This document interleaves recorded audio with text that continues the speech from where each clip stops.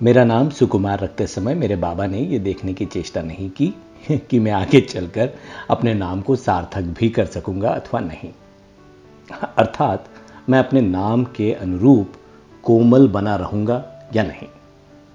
बाबा तो 4 साल में ही इस निष्कर्ष पर पहुंच गए थे कि मेरे नाम के साथ मेरे व्यक्तित्व का कोई संबंध नहीं है। अब मैं 12-13 साल का हो चुका हूं, लेकिन आज भी मेरे नाम के साथ मेरे व्यक्तित्व का कोई मेल नहीं बैठता। वंश परंपरा से गांव में रहने के अभ्यस्त अपने परिवार के अन्य सदस्यों के समान मेरा बचपन भी गांव में ही बीता है। पश्चिम के किसी नगर में सेवारत पिताजी के पास मैं कभी कभार ही जा पाता था। मैं दादी के साथ गांव में रहता था और खूब उधम मचाता था। यदि कोई मुझे रावण का लघु संस्करण कहना चाहे तो उसमें कुछ भी गलत नहीं होगा। मेरे उत्पातों से तंग आकर जब बाबा मुझे मेरे पिता से शिकायत करने की धमकी देते तो मैं हंसकर मजाक उड़ाता। मेरे बाप को लिखने से क्या होगा, उसके भी बाप को लिखिए ना, मैं किसी से कहां डरता हूं। और फिर दादी के रहते तो मुझे शैतान का भी कोई डर नहीं रहता था। यदि बाबा सचमुच मेरी शिकायत की चिट्ठी लिख भी देते तो जब तक वह उसे फाड़ ना देते तब तक मैं उनकी अफीम की डिबियां उन्हें ना लौटाता। बाबा समय पर नशा ना कर पाने के कारण बेचैन हो उठते थे, अतः वह मुझसे उलझना पसंद नहीं करते थे, जिसका अर्थ था मुझे खुली छूट मिल जाना। इसलिए मैं हमेशा खुला खेलता था। संसार का नियम है कि प्रत्येक वस्तु की एक सीमा होती है। मैं भी इसका अपवाद नहीं हो सकता था। इलाहाबाद की नौकरी से रिटायर होकर बाबा के चचेरे भाई गोविंद बाबू अब रहने के लिए गांव में आ गए थे। उनके बीए पास नाती रजनीकांत भी उनके पास रहते थे। मैं रजनी को मंझला भैया कहकर पुकारता था। मैं उन्हें पहले नहीं जानता था और अलग मकान होने से उनका आना जाना भी कभी कभार ही हो पाता था। इसके अतिरिक्त वह मेरी ओर ध्यान भी नहीं देते थे। कभी सामना हो भी गया तो केवल इतना पूछते थे, क्यों रे, कैसा है, और हां, कुछ पढ़ता लिखता भी है या नहीं। किंतु इस बार वह ऐसे आए कि गांव में जम गए और मेरे प्रति विशेष ध्यान देने लगे। 2-4 दिनों के संपर्क से ही मैं उनसे भयभीत रहने लगा। उनका सामना होते ही मेरे प्राण सूख जाते, छाती धड़कने लगती और सच कहूं तो कलेजा मुंह को आ जाता था। मुझे ऐसा लगता मानो मैंने कोई भारी अपराध किया हो और इस महाशय के हाथों दंड मिलना अब निश्चित है। उन दिनों शरारती होने के कारण मुझसे एक न एक गलती हो ही जाया करती थी। 2-4 उल्टे सीधे काम किए बिना मुझे चैन भी नहीं पड़ता था ना। भैया से इतना अधिक डरने पर भी मैं उनसे बहुत प्यार करता था। भाई भाई में इतना अधिक प्यार मेरे लिए आश्चर्य का विषय था और एकदम नया अनुभव था। यह प्रेम एक पक्षीय नहीं था, वह भी मुझे उतना ही चाहते थे। वे अपने सामने किए गए मेरे अपराधों तथा शैतानियों को अनदेखा कर दिया करते थे। इससे मेरी यह धारणा बन गई थी कि वे मेरी किसी भी गलती को कभी भी याद नहीं रख पाएंगे। यदि गांव में आ बसने पर भैया चाहते तो मुझे सुधार सकते थे, किंतु उनके द्वारा ऐसा कुछ न किए जाने पर मैं आज भी पहले जैसा बिगड़ैल लड़का हूं। मैं बाबा का तंबाकू चुराकर हुक्का पीता था। बूढ़े बाबा जहां कहीं चारपाई के कोने में, बिस्तर की चादर के नीचे, सिरहाने के गिलाफ में अथवा किसी भी स्थान पर रखते, मेरे लिए ढूंढना मुश्किल नहीं होता था।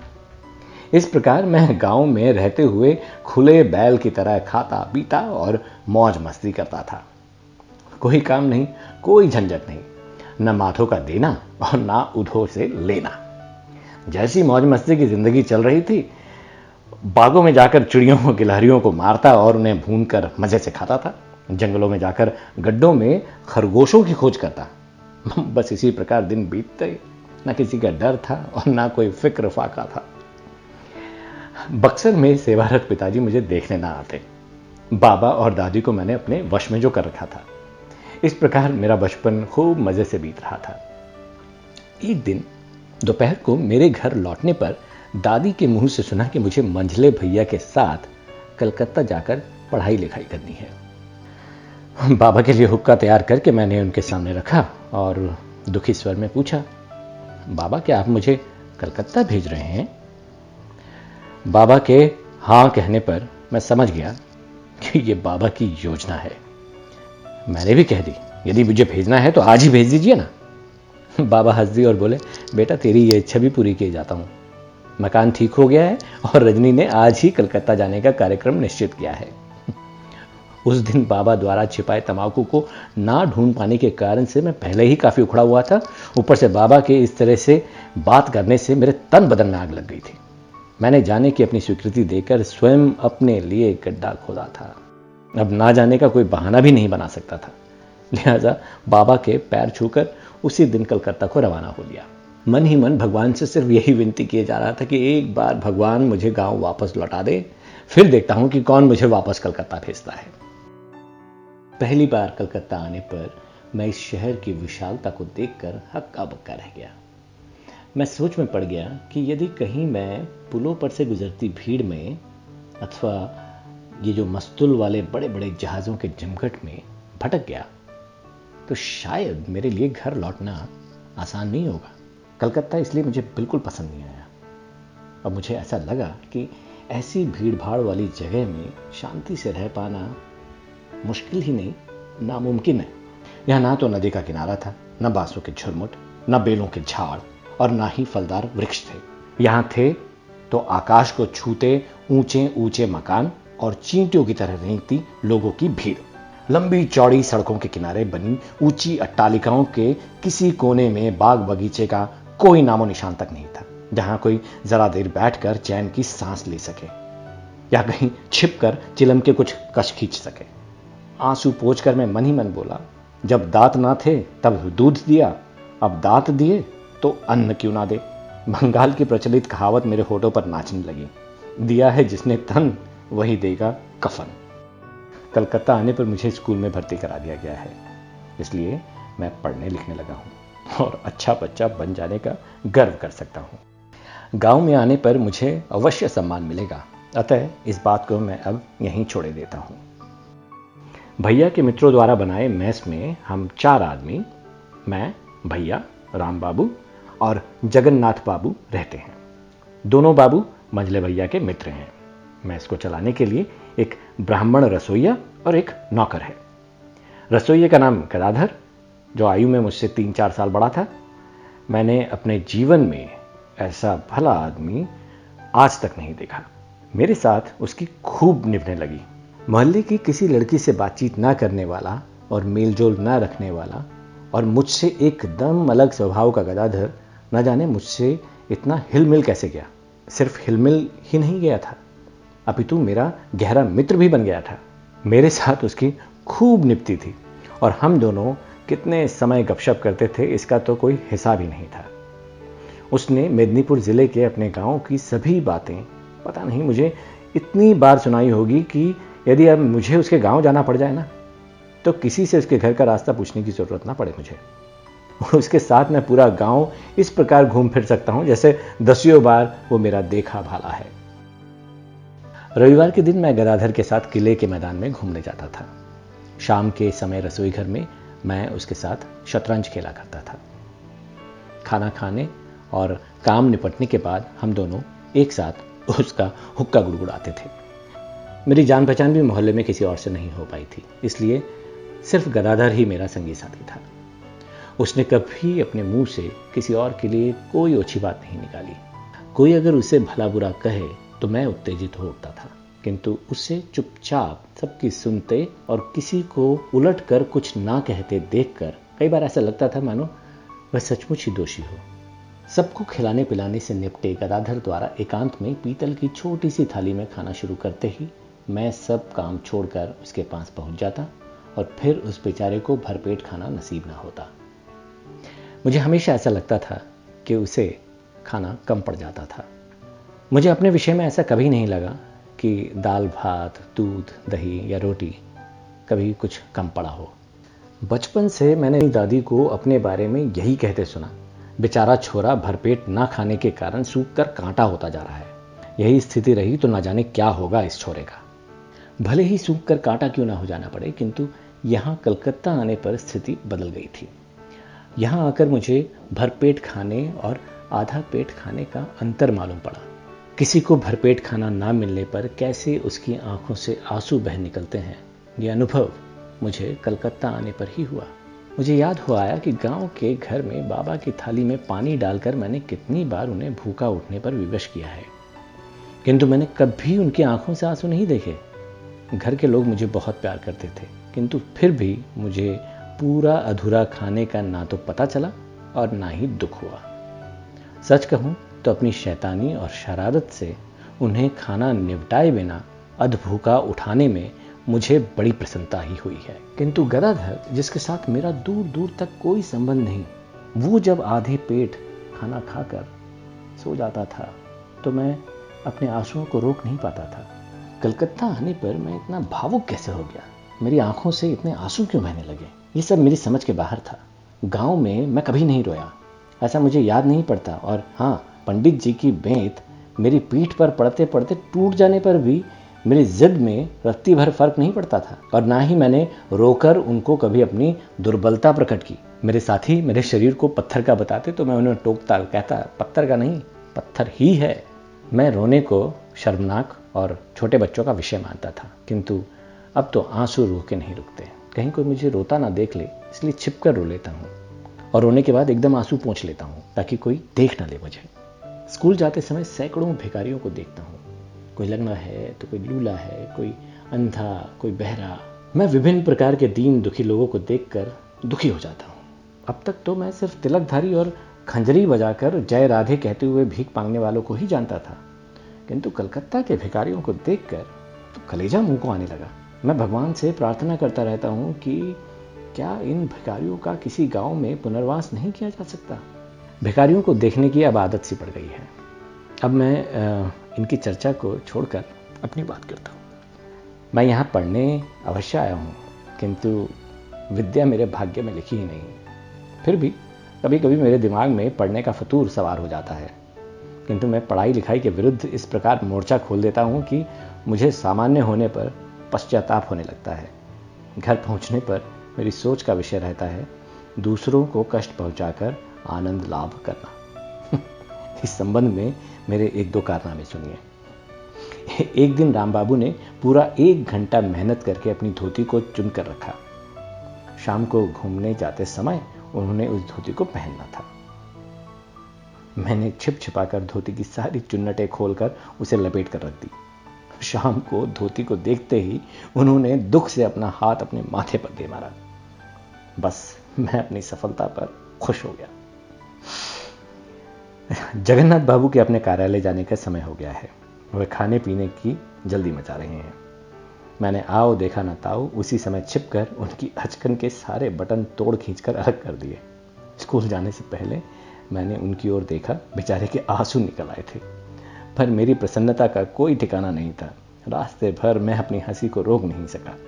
शाम को मैंने उन्हें क्रुद्ध स्वर में चिल्लाकर ये कहते हुए सुना, लगता है कि दुष्ट गदाधर ने मेरे कोट के बटन चुरा कर बेच डाले हैं। अब तो इस चोर को इस घर से निकालना ही पड़ेगा। भैया ने चुटकी लेते हुए कहा, मैंने अनेक प्रकार के सामान को बेचने वाले चोर तो सुने हैं, किंतु कोट के बटनों की चोरी पहली बार सुनी है। जगन्नाथ इस मजाक को गंभीरता से लेते हुए तिलमिला उठा। वह उत्तेजित होकर बोला, इस धूर्त को देखो तो, इस दुष्ट ने रात प्रभात या कोई छुट्टी के दिन बटन नहीं चुराए, बल्कि ठीक उसी समय चुराए जब मुझे कोट पहनकर ऑफिस जाना था। इस बदमाश की करतूत की वजह से मुझे कुर्ता पहनकर ऑफिस जाना पड़ा। वहां बैठे लोगों को हंसता देखकर जगन्नाथ बाबू भी हंस दिए, पर मैं नहीं हंस पाया। मुझे ये लगा कि मेरे हंसने से कहीं जगन्नाथ बाबू गदाधर को नौकरी से न निकाल दें। मैं जानता था कि गदाधर अपने निर्दोष होने को सिद्ध नहीं करेगा, वह चुपचाप चलता बनेगा। भैया को शायद पता चल गया था कि गदाधर का इसमें कोई हाथ नहीं, सारी हरकत मेरी ही है, इसलिए गदाधर अन्याय का शिकार होने से बच गया। किंतु उस दिन मैंने भी अपने कान छूकर ऐसे किसी काम को ना करने की प्रतिज्ञा कर ली जिसका परिणाम किसी दूसरे बेकसूर को भुगतना पड़े। मैंने ऐसी प्रतिज्ञा ना तो पहले कभी की थी और ना ही इस समय करना चाहता था, किंतु गदाधर के प्रति सहानुभूति ने मुझे ऐसा करने पर विवश कर दिया। मेरी इस प्रतिज्ञा का परिणाम यह निकला कि मेरा जीवन एकदम नीरस और बेस्वाद हो गया। किसके जीवन में कब और कैसे व किस प्रकार का बदलाव आता है, इसे पहले से कोई नहीं जानता। बाबा, पंडित जी और भैया की लाख कोशिशों के बावजूद भी जहां मेरे जीवन में कोई परिवर्तन नहीं आया, वहां गदाधर के दुर्भाग्य की कल्पना ने ही मेरे जीवन में पूर्ण परिवर्तन कर दिया।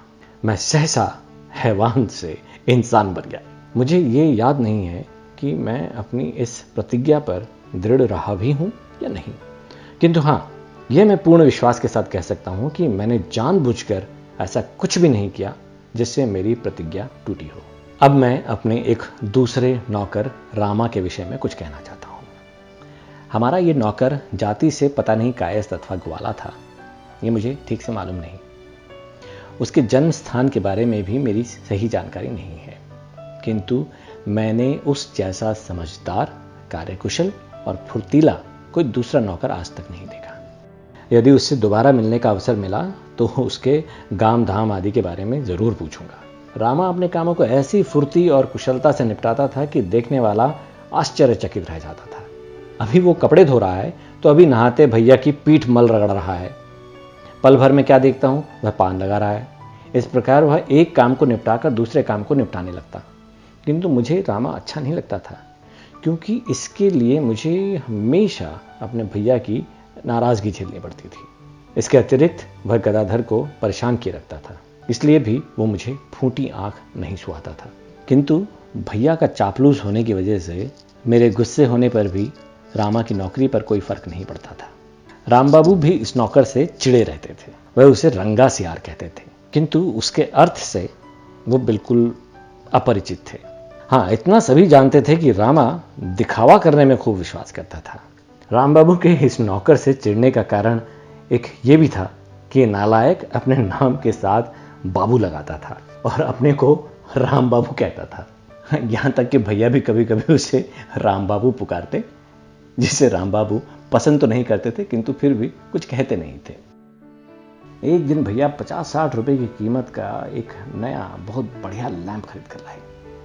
शाम को जब बड़े घूमने चले गए तो मैंने गदाधर को बुलाकर वो लैंप दिखाया। ऐसा लैंप देखकर गदाधर बड़ा खुश हो गया।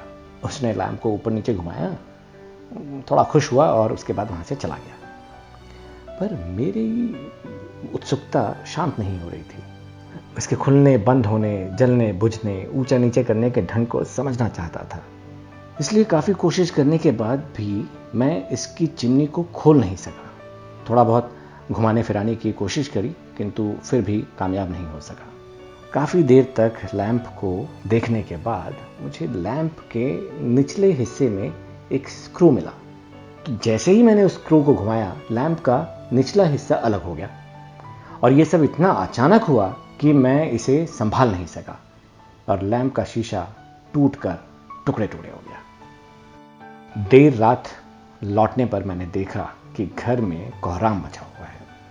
गदाधर को दोषी मानकर उससे उल्टे सीधे सवाल पूछे जा रहे हैं और भैया उस पर बुरी तरह से बरस रहे हैं। आंसू बहाता और गिड़गिड़ाता हुआ गदाधर बार बार अपने इस बात को दोहराए जा रहा था। भैया, मैंने इसे छुआ ही था और कुछ नहीं किया। ये मेरे हाथों से नहीं टूटा भैया, मानिए। आप लोगों के घूमने जाने पर मैं रसोई घर में चला गया था। बेचारे गदाधर के स्पष्टीकरण पर किसी को विश्वास नहीं हुआ। उसे अपराधी मानकर उसके बकाया वेतन से 3.5 रुपए काटकर नई चिमनी मंगाई गई। शाम को इस नए लैंप को जलाने पर जहां घर के लोग खुश थे, वहां मैं भीतर भीतर रो रहा था। मुझे ऐसा लग रहा था मानो मैंने उसकी जेब से 3.5 रुपए चुरा लिए हैं। इस घटना के बाद मेरे लिए वहां रुकना और घुट घुट कर जीना बहुत मुश्किल था। इसलिए मैंने जैसे तैसे रो धोकर भैया को अपने गांव जाने के लिए राजी कर लिया। मैंने सोचा कि गांव पहुंचकर दादी से किसी बहाने 3.5 रुपए की जगह 7 रुपए लेकर गदाधर को भेज दूंगा। मेरे पास शहर में तो फूटी कौड़ी भी नहीं थी और भैया से बहानेबाजी चलती नहीं थी, तो गांव लौटने के सिवा मेरे पास कोई और चारा नहीं था।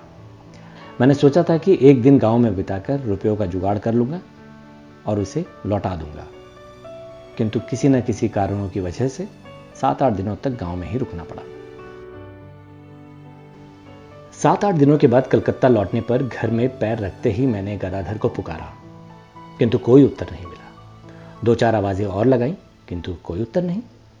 इतने में रामा मेरे सामने आ खड़ा हुआ और पूछने लगा, क्यों छोटे बाबू, क्या अभी आ रहे हो? हाँ, किंतु महाराज दिखाई नहीं देता, कहाँ है वो? महाराज तो यहां नहीं है, रामा ने उत्तर दिया। कहां गया है? बाबू साहब ने उसे निकाल दिया है। अच्छा, क्यों निकाला है? अरे छोटे बाबू, उसने चोरी जो की थी। रामा की बात पर विश्वास नहीं होने की वजह से मैं काफी देर तक उसके चेहरे को ताकता रहा।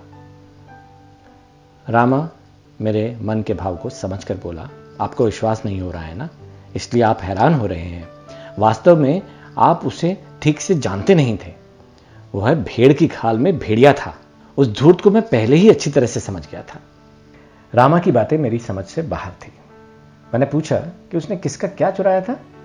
उसने बड़े बाबू के 4 रुपए चुराए थे। अच्छा, कहां से चुराए थे? अरे उनके कोट की जेब से। क्या किसी ने उसे चुराते देखा था? रंगे हाथों तो उसे किसी ने नहीं पकड़ा और ना ही आंखों से देखा, पर देखे जैसा ही समझना होगा बाबू। तुम ये कैसे कह सकते हो? इसमें कौन सी बड़ी बात है? आप घर पे थे नहीं, राम बाबू ने लिए नहीं, जगन्नाथ बाबू तो ये काम कर नहीं सकते, मैं तो राम राम राम, फिर और कौन ले सकता है? मैंने पूछा, इसका अर्थ है कि तूने गदाधर को चोरी करते पकड़ा है। हंसते हुए रामा बोला, इस घर में और कौन अपनी आंखें खुली रखता है। मैंने अपने पैरों से जूता उतारा और उसकी जमकर ठुकाई की। रसोई में जाने पर गदाधर के छोटे से काले हुक्के को देखते ही मुझे रोना आ गया। 4-5 रोज से पड़े और अनछुए उस हुक्के पर धूल जमने लगी थी। एक कोने की दीवार पर कोयले से लिखा था, सुकुमार बाबू, आप मुझे चोर समझते हैं तो मेरा यहां रहना नहीं बनता, मैं जा रहा हूं। यदि जीवित रहा तो कभी आशीर्वाद लेने आऊंगा। उन दिनों मैं नादान लड़का था, फिर भी न जाने क्यों उस हुक्के को छाती से लगाकर फूट फूट कर रोने लगा। इसके बाद मुझे उस मकान में रहना अच्छा नहीं लगा। शाम को दूसरे महाराज को खाना बनाते देख बिना बातचीत किए मैं वहां से लौट आया। मुझे इन दिनों कुछ भी अच्छा नहीं लगता था, यहां तक कि भैया भी नहीं सुहाते थे और खाना भी कड़वा प्रतीत होता था। बहुत दिनों के बीतने पर मैंने भैया से कहा, भैया, गदाधर पर झूठा आरोप लगाकर आपने अच्छा नहीं किया, तो ये बात कैसे कह सकता है? भैया ने पूछा। भैया, मैं गदाधर को अच्छे से जानता हूं, वो कभी चोरी नहीं कर सकता, बहुत ईमानदार आदमी है। भैया बोले, यदि ऐसा है तो उसे निकाले जाने को अन्याय ही कहा जाएगा, किंतु अब क्या किया जा सकता है? जो होना था सो तो हो गया। किंतु ये बता, तूने बेचारे रामा की इतनी बेरहमी से पिटाई क्यों की? मैंने कहा, क्या आप इस कसूर की वजह से मुझे घर से निकाल देंगे? भैया को मुझसे ऐसे उत्तर की अपेक्षा नहीं थी, इसलिए वह हैरान होकर चुप हो गए। मैंने फिर पूछा, भैया, क्या गदाधर को निकाल देने से आपके चोरी गए रुपए वसूल हो गए? भैया दुखी स्वर में बोले, उस बेचारे के वेतन के बकाया 2.5 रुपए चुकता ना करके मैंने अच्छा नहीं किया। मुझे इसके लिए काफ़ी पछतावा हो रहा है। उन दिनों मैं सड़कों पर घूम फिर कर गदाधर की तलाश करता। किसी भी मैली धोती और फटी बनियान वाले को देखकर उधर दौड़ा जाता और पास पहुंचकर गदाधर के स्थान पर किसी और को पाकर दुखी हो जाता। मैंने बहुत कोशिश की, किंतु ना तो मेरा अरमान पूरा हुआ और ना ही मेरी मन की मुरीद पूरी हुई। मैं अपने मन का दुखड़ा भला किसे सुनाता। लगभग 5 महीनों के बाद भैया के पास 1.5 रुपए का मनी ऑर्डर आया। मैंने उस दिन पहली बार भैया को आंसू बहाते देखा। मनी ऑर्डर का कूपन अभी तक मेरे पास रखा है। इतना समय बीत जाने पर भी गदाधर महाराज मेरे दिल से बाहर जाने का नाम नहीं लेता। मैं उसे भूल नहीं सकूंगा कभी भी।